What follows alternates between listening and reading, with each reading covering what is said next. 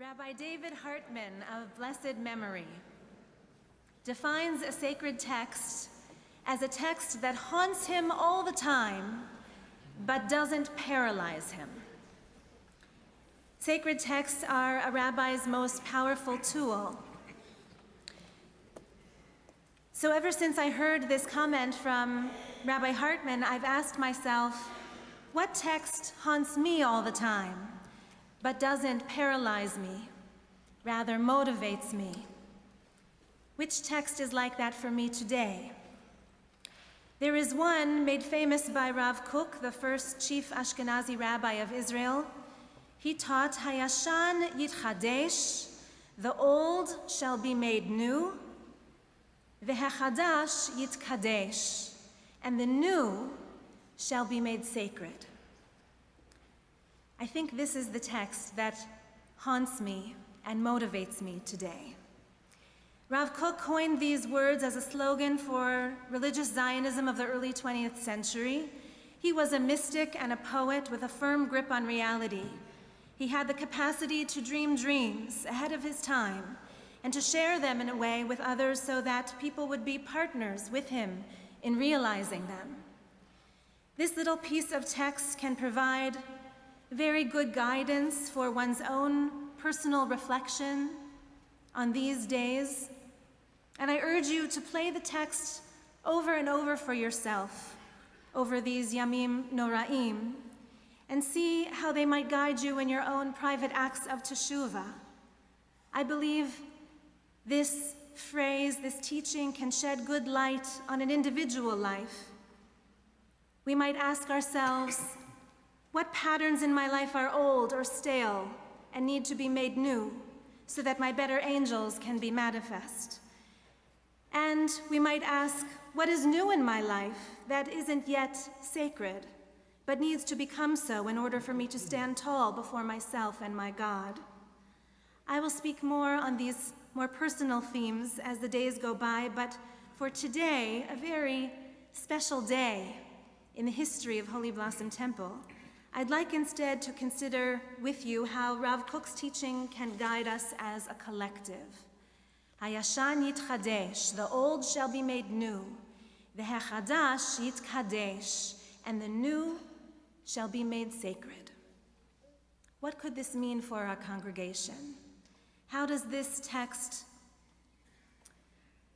keep temple leadership up at night?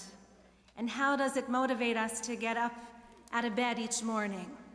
Literally, I promise you it's just like that. People are working so hard, and we should be proud of them. Hayashan yitchadesh, what does it mean that the old can be made new? Judaism is old. Even Reform Judaism is old by now, 200 years, more than 200 years. We Jews treasure 4,000 years of history and texts. We make a science and an art out of memory. How many Jewish neuroses are a direct result of our obligation to remember and to remember and to never forget?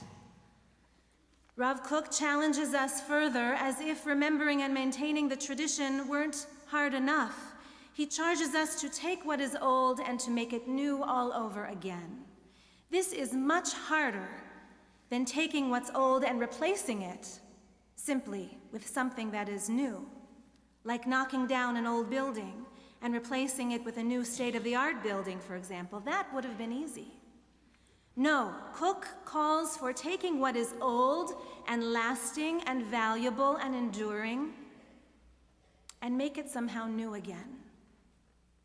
For example, taking an old building that we treasure, that has our memories in between the cracks of the walls, and then invest millions of hours and millions of dollars in order to preserve it beautifully,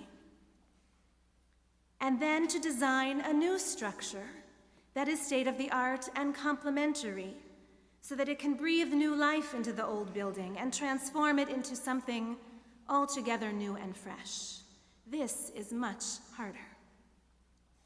And if that weren't enough, Rav Kook challenges us further, saying, V'hechadash yitkadesh. Make the new sacred. When you finish that careful design and the careful demolition and the careful construction and the careful reconstruction, then make darn well sure that the finished product is sacred somehow. Otherwise, God forbid, your efforts will be in vain. What you will be left with will be an empty vessel, perhaps strong and beautiful, but not yet holy. New for the sake of new can be fun, but it doesn't have staying power. And new doesn't stay new for very long, we know. So making it sacred is essential, because then we have something real, something that endures, something that stands for divine purposes, something that represents our eternal God and all that is good in the world. So how do we make 1938 Holy Blossom new?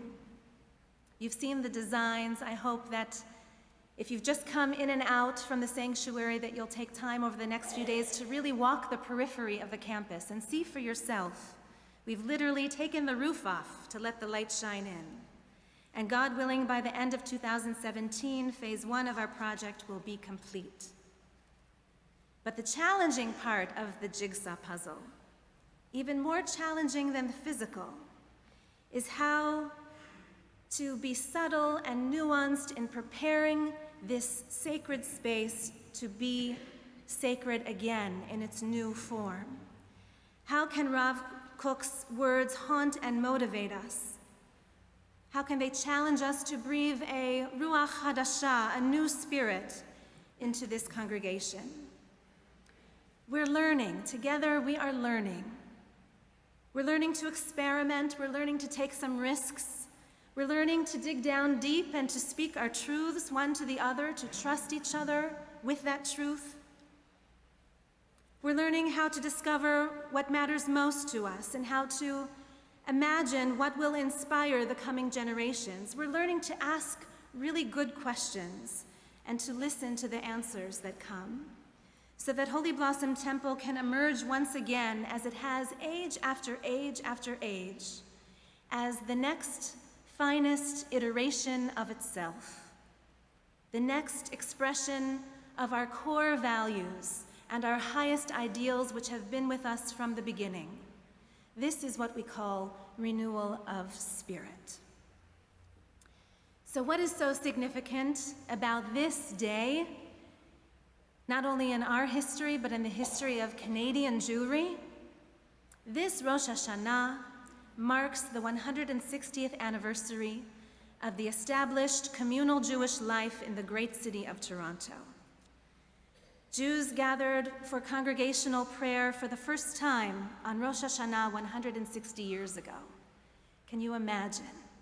Yes, even before Canada was born, our congregation, Toronto's first synagogue, was born. How did that come to be, and what can we learn from those founding fathers? How did they take something that they knew to be old and make it new, and then take that new thing and make it sacred? Our predecessors, in their wildest dreams, could not have imagined what we enjoy today. So much has changed, and yet, I believe that what prompted them is what is prompting us. The same motivation. To take what is old and make it new, to take the new and make it sacred. They were wildly successful at it. So let me share with you a few stories that I've learned from our archives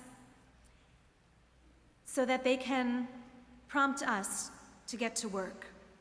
Most of these memories come from a book entitled Story of Holy Blossom Temple, written by the masterful Jewish educator of Holy Blossom Temple, none other than Heinz Warschauer of blessed memory. In 1834, this is how Toronto was described. 1834, when it got its official name, Toronto is a little ill-built town on low land at the bottom of a frozen bay, with one very ugly church, without a tower or steeple, and the dark gloom of the pine forest surrounding it. Less than 10,000 inhabitants then. We barely reached north of Queen Street or west of Yonge. The next 20 years would move this sleepy town to be a city with a courthouse and a firehouse, a city hall, schools, banks, post offices, businesses like lumber mills and tanneries and breweries, and yes, many, many, many churches with towers and with steeples. 1856 was a big year for Toronto. Business was booming because the railway from Montreal was finally complete. A man named Joseph Lyons, a prosperous tobacconist, took the initiative of calling a meeting for September 7th, 1856. 17 men were in attendance. We know their names. They are our founding fathers. Among them, I'll mention just two. Isaac Davis, who is believed to be the first Jewish citizen of Upper Canada. He acquired his citizenship in 1837, and I am thrilled to share with you that just 2 days ago, on this very bima, his descendant, July Grossman Dorland, read from the Torah as a bat mitzvah. She is a 7th generation Holy Blossomite. And another one of these 17 men gathered in the living room of A.G. Usher was Louis Samuel. This stained glass window, the rose window, that iconic symbol of Holy Blossom, is dedicated in his name and in memory of his wife, Kate. And they too also have a direct descendant who is among the congregation today and is one of our shofar blowers. He's a teenager by the name of Joseph Samuel, a 6th generation Holy Blossomite, and Aaron Hart is also a 6th generation Holy Blossomite. Now, if you're a newcomer like me, that's really wow. It's really wow. And we learn from that first generation that they had their eyes out for the newcomers. The newcomers were their top priority. Among them, there were a range of talents and backgrounds. Some were very observant Jews, others less so, but all committed to the Jewish people. They came from Montreal and England and Scotland and Germany. Some were young and ambitious among those 17. Some were in their 20s and 30s. And some were older and well-established. But together they made up this remarkable leadership that had the vision to start something, to take what was old from the old world and make it new in a new city. The minutes declare, "Be it resolved that from the increase of persons of the Jewish creed becoming inhabitants of the city of Toronto, it is proper that a congregation be now formed." So Canadian. And then some made pledges right then and there, ranging from, according to our minutes, 1.5 pounds all the way up to 10 pounds. Each one was moved to make a meaningful contribution according to his means. And the meeting concludes with a final motion saying that a committee of 3 should be appointed to wait on persons of the Jewish faith residing in Toronto to ascertain their views with regard to the above proposal and likewise to add their aid. The very next week they met again to figure out how to borrow a Torah scroll. A letter of request was written to Asher's parents in Montreal asking if they might lend us a Torah, and they didn't hesitate. They obtained a shofar. Someone made with his own hands an ark for that Torah, and then they found space that could be rented above Coombs Drugstore at Yonge and Richmond Streets. They rented some chairs, just in time for the doors to open, Erev Rosh Hashanah, 5717. And to their delight, how many do you think came? From the original 17, 100 people from all over. And this was before the days of Facebook to get the word out. Imagine the thrill. The first congregation in all of Upper Canada was born. Taking something old and making it new, taking the new and making it sacred.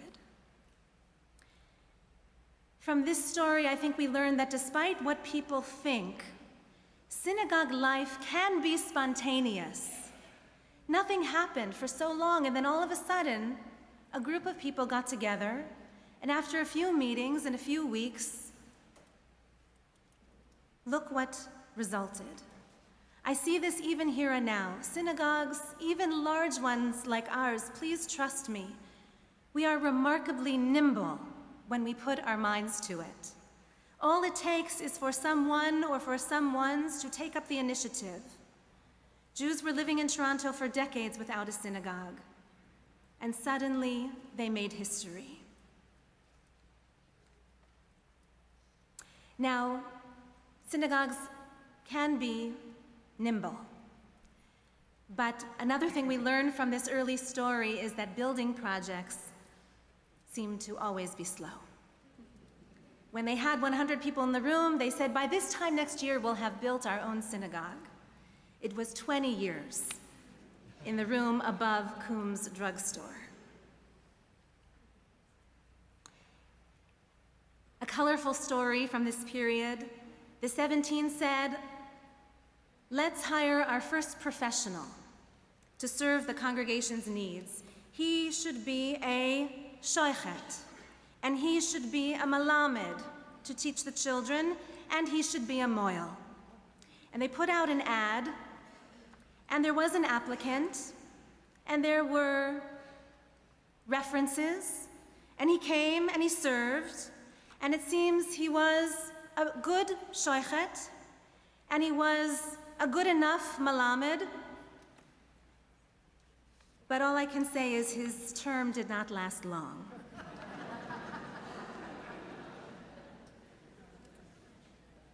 What else do we know about the early days of Holy Blossom? These people were philanthropic with the little they had.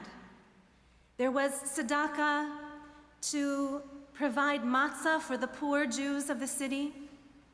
There's a case of providing funds for one sick individual so that he could receive better medical treatment. One representative of the congregation even went to speak to the mayor of Toronto to plead on behalf of this sick man so that he could travel to the United States for better care. And by 1868, the women of the congregation banded together to establish the Ladies' Benevolent Fund. This was, let it be known, the first Jewish charitable organization in Toronto. And when a new Jewish immigrant came to Toronto, he was met personally by the president of the congregation, and we helped to provide temporary living quarters and employment. And if needed, the Ladies' Benevolent Fund would provide financial support.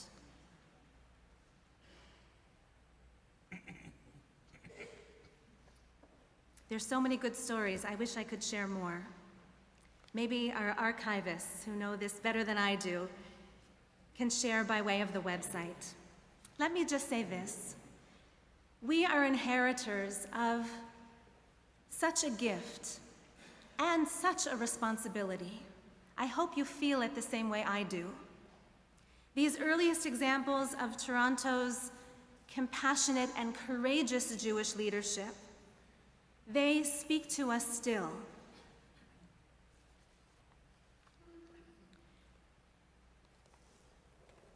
We Jews know how to look behind and look ahead all at once. And not only with our eyes, but the shofar stands for listening with our ears as well, from what came before, what was old.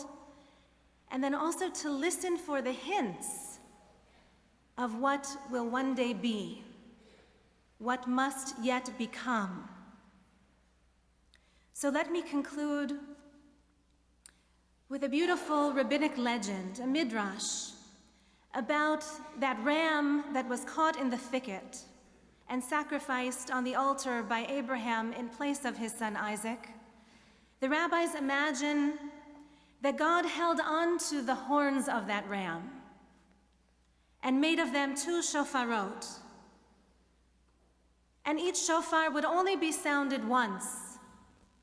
The first shofar from the left of the ram was sounded at Mount Sinai itself to announce the giving and the receiving of Torah. That was the moment that the congregation of Israel became a congregation, one people, united in service and sacred responsibility. We hear that sound still from the past. Sinai still speaks to us. And what about that other shofar? What is that one for? The one on the right?